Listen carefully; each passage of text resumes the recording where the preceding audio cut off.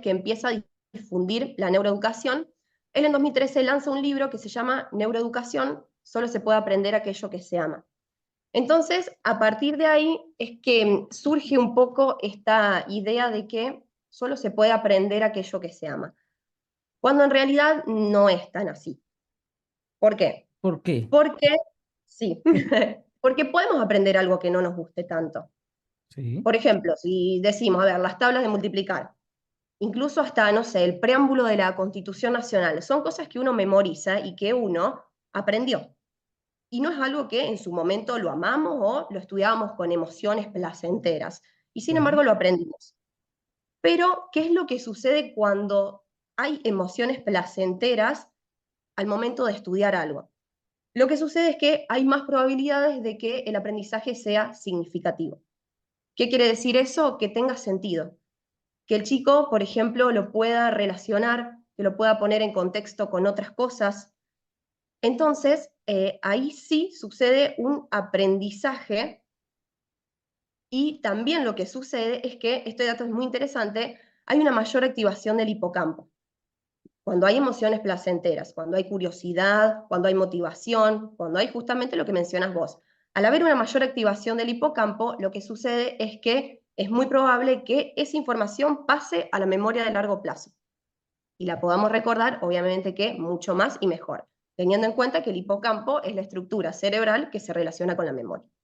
Entonces, ¿son importantes las emociones en el aprendizaje? Sí, claro que sí. Pero eso no quiere decir que no podamos aprender algo que no nos guste mucho. Sí va a ser mucho más significativo si algo nos llama la atención, si nos genera Claro. curiosidad, pero ahí creo que también está la clave en diferenciar entre comprender algo y memorizarlo. Porque por repetición lo podemos memorizar, pero no quizás a través de la comprensión. Y muy importante eso que estás diciendo, aprendizaje significativo, importante, tomando al profesor Auer, Exactamente, al profesor David Paul Auer y su aprendizaje significativo, a Jean Piaget desde el constructivismo, exactamente, la parte de las emociones. Hay el aprendizaje, la emoción es importante, obviamente, la claro estimulación que a sí, ello, pero también la voluntad, la creatividad y la disciplina que ni tengamos hablar, es importante. Una frase que siempre repito, que no es mía, obviamente es del gran Séneca. Dice, una persona inteligente, una persona con voluntad llega más lejos que una persona con inteligencia. ¿Verdad? La totalmente. persistencia, porque de repente no tengo ganas de estudiar hoy, pero me levanto en la mañana y lo hago, y sigo, y no estoy pensando o procrastinando solamente, sino que lo voy llevando a Exactamente. cabo. Y es lo que pueden hacer nuestros estudiantes en las aulas, pero también cualquier profesional o cualquier trabajador en cualquier faceta de su vida, ¿no? Exactamente. Y siempre tratando eso, como decimos, de realmente comprender y no tanto memorizar, que es un trabajo de hormiga, sobre todo, bueno, los que estamos en el aula, y sí, yo trabajo con adolescentes y es un trabajo de hormiga el poder hacer que los chicos realmente comprendan y no estudien de memoria. A ver, ¿la memoria es importante para el aprendizaje? Exactamente, sí. ¿Por qué? Porque si no tenemos memoria, ¿dónde guardo los conocimientos? Claro. Necesito sí o sí la memoria, pero establecer esa diferencia entre, bueno, memorizar y comprender, y entre aprender a través de emociones placenteras y si algo no me gusta tanto, sí, lo puedo aprender, lo puedo memorizar, más que aprender, te diría yo. Ahora, María Se, Emilia, ¿qué sí. importancia tiene la neurociencia en la práctica educativa, en la práctica docente? También podríamos llevarlo en que ese padre o representante comprenda también esta parte. ¿Cuál es esa importancia que deben tener tanto profesores como no profesores en esa área específica? Bueno, en primer lugar, está buena la pregunta que me haces. Creo que es, primero, tener en cuenta, porque acá me parece que está buenísimo para hablar un poco de los neuromitos, ¿no? Sí. Porque hay, Muy importante eso, los neuromitos que está muy viral, ¿no? sí, Adelante, muy porque muchas interesante. veces, ¿qué es lo que pasa? Toda esa información que hay dando vueltas, y sobre todo de las neurociencias, que no es algo menor, se distorsiona completamente. Por eso es que para mí también es importante que el docente, si le interesa la neurociencia, bueno, que trate de buscar quiénes están dando el curso, qué instituciones lo dan, porque hay que ser muy cuidadosos al hablar de neurociencias aplicadas a la educación para no distorsionar esta información. ¿Qué libro leen? que Bueno, influencia qué al libro leen, qué cerebro. autores leen, Sí, totalmente, porque de hecho, César, yo, bueno, tengo mi biblioteca, sí. tengo muchos libros en los que predominan bastantes neuromitos. Y muchas veces, ¿qué pasa? Eso se lleva a la práctica educativa pensando que es algo que va a brindar herramientas o soluciones y en realidad no es tan así. Un Bueno, ejemplo para que la audiencia escuche de un neuromito que te llegue en estos momentos. bien, el neuromito sí, es información que hay dando vueltas sobre el cerebro que se distorsionó completamente. Información científica sobre el cerebro que se distorsionó. Vamos a poner un ejemplo. Exacto. La famosa oración que dice que solo usamos el 10% del cerebro. Sí. Bueno, eso yo creo que a lo mejor, bueno, ya hay mucha gente que lo sabe, pero no es así. Nosotros usamos el cerebro 24/7. ¿Qué es lo que sucede? Bueno, ante determinadas actividades que hagamos, van a ser las áreas cerebrales que se van a encender. Y ahí vamos ahora, lo llevemos a los neuromitos que hay dentro de la práctica educativa. Un caso que es bastante interesante y que creo que sí es difícil de desterrar es el de las inteligencias múltiples. Sí. Bueno, con Howard Gardner. Sí, sí. Bueno, ¿qué es lo que sucede? Esa es una teoría que lanza Howard Gardner más o menos en la década de los 80. Sí, ¿Y qué correcto. es lo que él dice? Que las personas podemos tener distintas inteligencias. Está, por ejemplo, la inteligencia lógico-matemática, la lingüística, bueno, la intrapersonal, la interpersonal, hay 7. Y él después termina añadiendo una octava, que era la naturalista. Naturalista. Sí. Bueno, ¿qué es lo que pasa? Él mismo, tiempo después, reemplaza la palabra inteligencias por habilidades. Sí. ¿Por qué? Porque justamente la teoría de las inteligencias múltiples no tiene una base científica.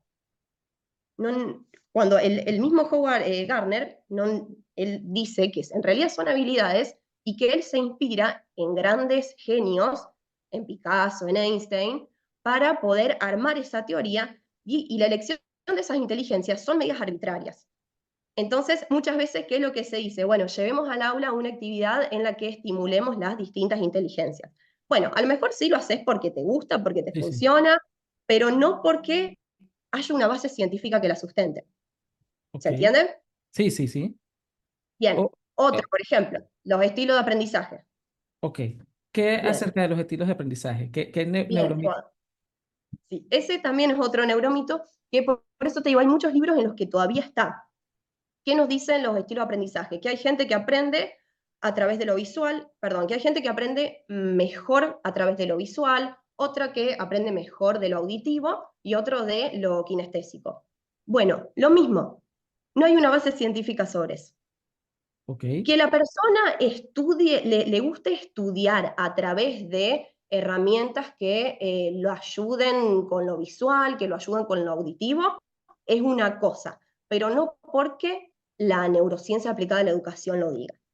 Ok, claro. Tomar en cuenta, por ejemplo, las inteligencias múltiples, como una estrategia que podemos utilizar didácticamente, ¿no?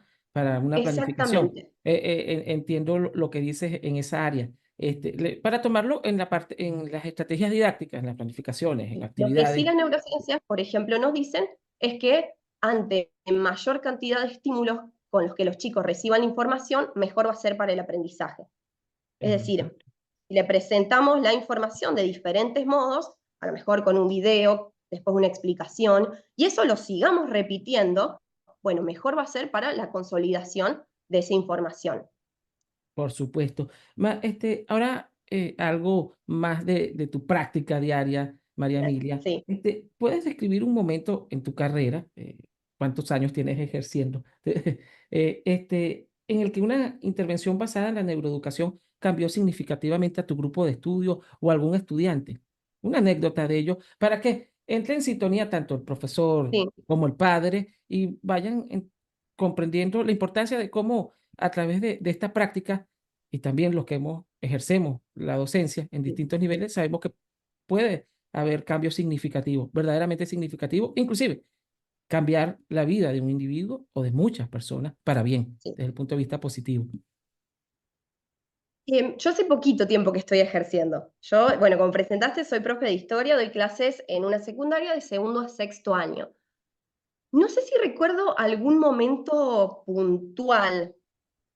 Sí me pasa a lo mejor que, bueno, eso creo que es algo muy bueno que el adolescente me manifieste que le gustan las clases, me han hecho muchas cartas, bueno, regalos constantemente. Ese tipo de cosas sí me suelen pasar.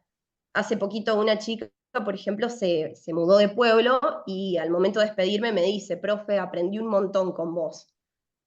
Y bueno, como que esos sí son pequeños tesoros que también son los que a uno lo motivan.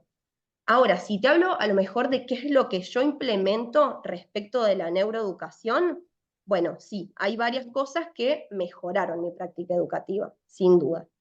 Por ejemplo, igual, ahora, paréntesis, aclaro que, de nuevo, hay que ser muy cuidadoso con cómo llevar a la práctica los hallazgos de las neurociencias al ¿Sí? aula.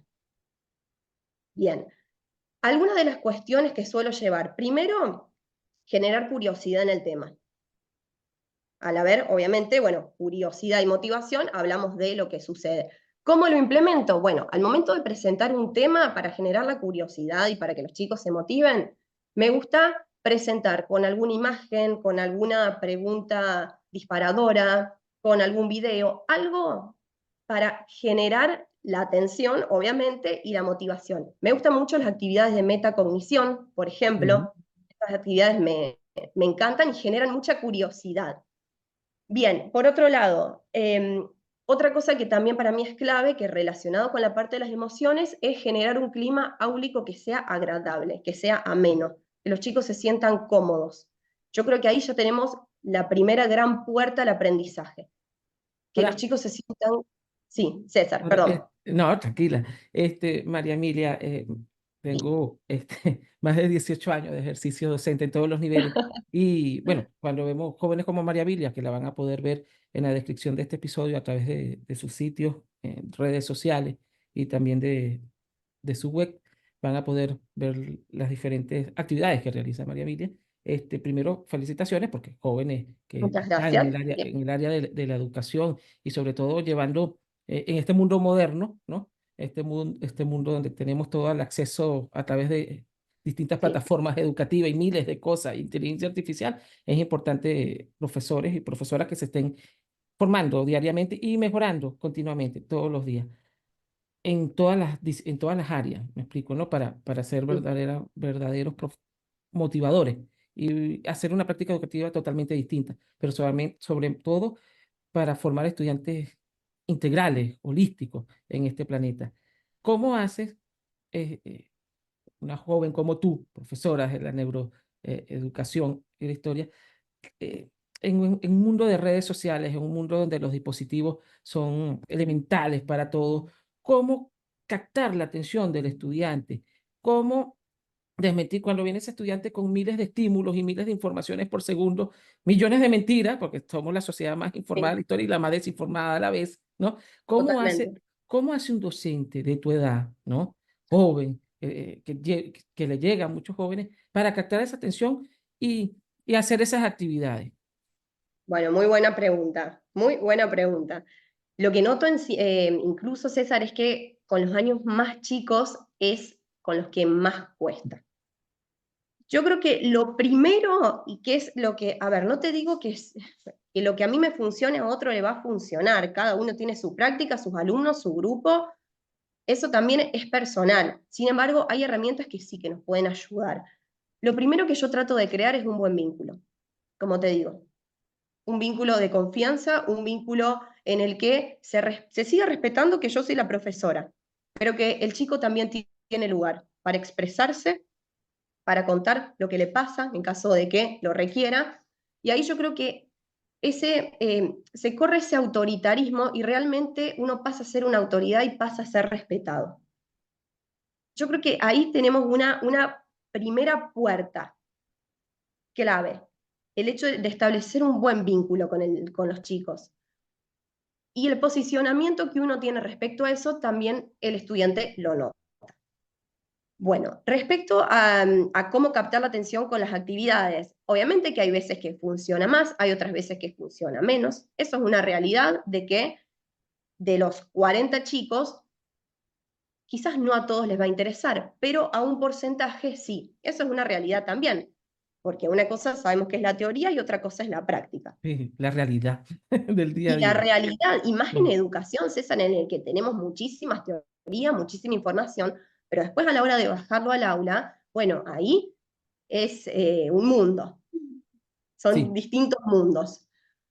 Bien, yo creo que eso, primero trato de estar actualizada, trato de buscar también cosas distintas, que eso es algo que a los chicos también les gusta, salir de cuestiones tradicionales o actividades más tradicionales.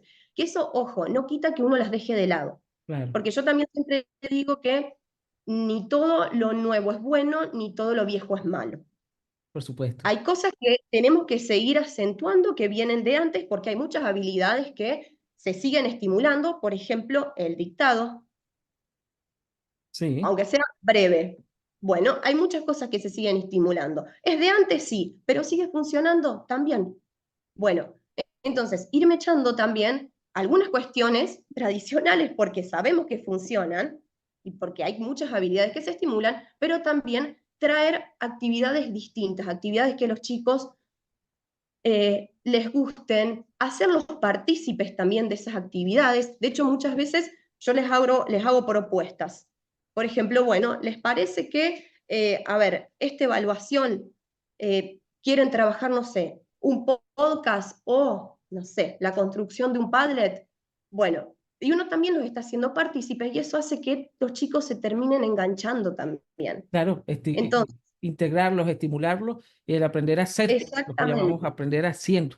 La integración y el exactamente. trabajo cooperativo, importante, que Bueno, nunca ni va a hablar, y pasar. desde la neurociencia, César, ni hablar. Si hablamos justo que mencionas lo del aprendizaje cooperativo, también que se ha descubierto, bueno, somos seres sociales, que al Sí. cooperar con otros se activa el sistema de recompensa cerebral, zona en la que hay muchísimo placer y que se activa justamente al estar con otros. Ahora, María Emilia, ¿qué es la plasticidad cerebral y la importancia en el aprendizaje de todas las edades, de todas, niños, jóvenes y adultos? Bien, clave. Eh, Ese también es otro de los grandes hallazgos que tuvo la neurociencia, en el que la neuroplasticidad es la capacidad que tiene nuestro cerebro de cambiar, de ir adaptándose a diferentes estímulos.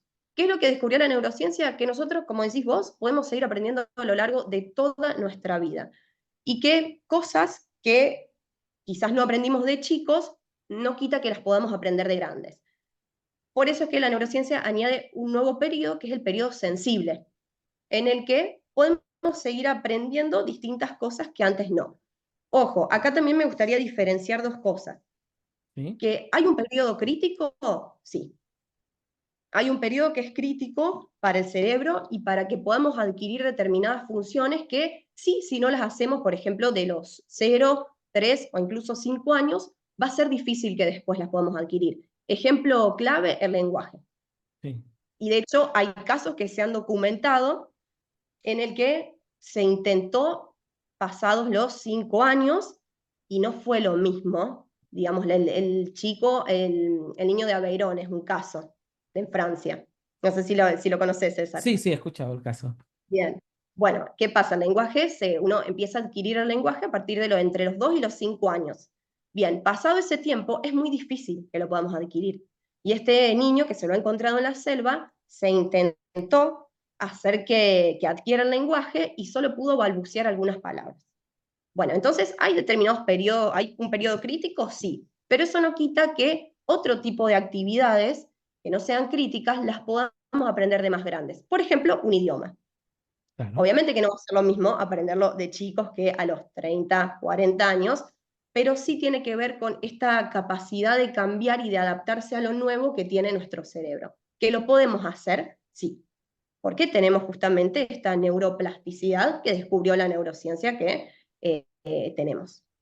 María Emilia, ha sido un placer tenerte en nuestro podcast, aclarando y por supuesto llevando información a profesores, profesoras, también a padres, obviamente, y todos los que escuchan nuestro podcast, la idea de potenciar la educación, la creatividad.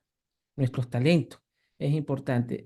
María Emilia es una joven que está creando su contenido, que está constantemente aprendiendo y eso puede cambiar muchas cosas. Y voy a culminar, antes de darle la palabra a María Emilia, como es la protagonista hoy, voy a tratar de hablar un poquito, de resumir. En un profesor en los años 60 en Estados Unidos, el profesor que le dio clase a Ben Carson, uno de los grandes eh, médicos que ha tenido la historia y los Estados Unidos cambió la pediatría, uno de los mejores pediatras que ha tenido el mundo, con premios en todas partes.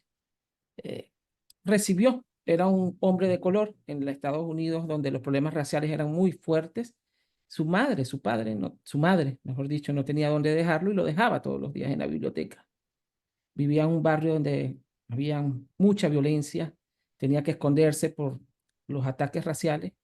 Nadie le hablaba en la escuela, nadie le hablaba en, en la vecindad. Pero un día entró al colegio y un profesor, Ben Carson se la pasaba leyendo en la biblioteca.